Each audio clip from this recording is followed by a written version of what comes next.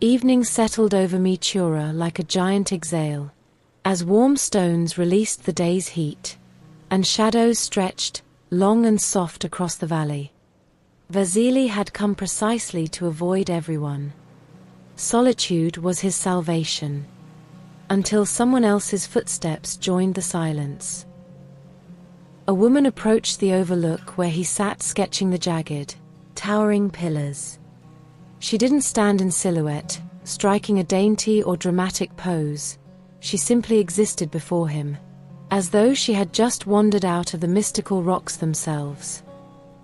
"Do you mind?" she asked softly, pointing to the flat stone next to him. "No," Vasili said, though he absolutely did. He wanted to be alone, but instead, he got her. She set down a small clay cup, the scent of mountain tea unfurling in the air. "I'm Eulia," she said. He nodded. She smiled as though that was an answer. Vasili felt the pull of the moment, his fingers pausing over the paper. The rhythm of his sketching faltered, then stopped altogether. For a fleeting moment, neither of them spoke. They simply watched the sky burn itself into twilight, and Vasili, still feeling the weight of her presence, became uncomfortably aware of how the air felt different with her in it. Then, without warning, Eulia leaned closer. "Did you see that?" she asked. Her voice was low, almost afraid.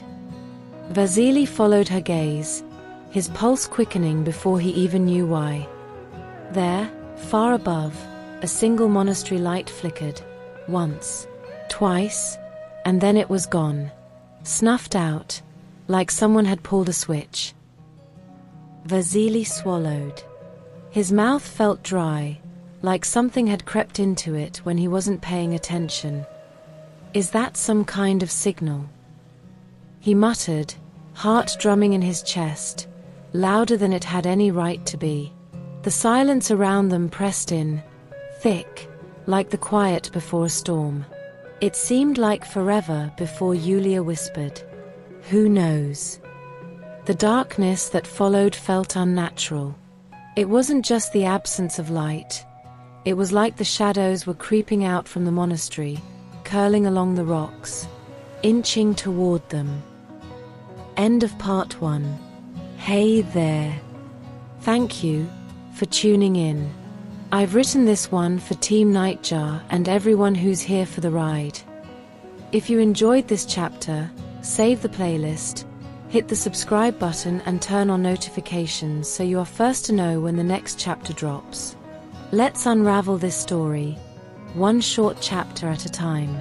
See you soon for the next one, right here on at Nightjar Story Vault.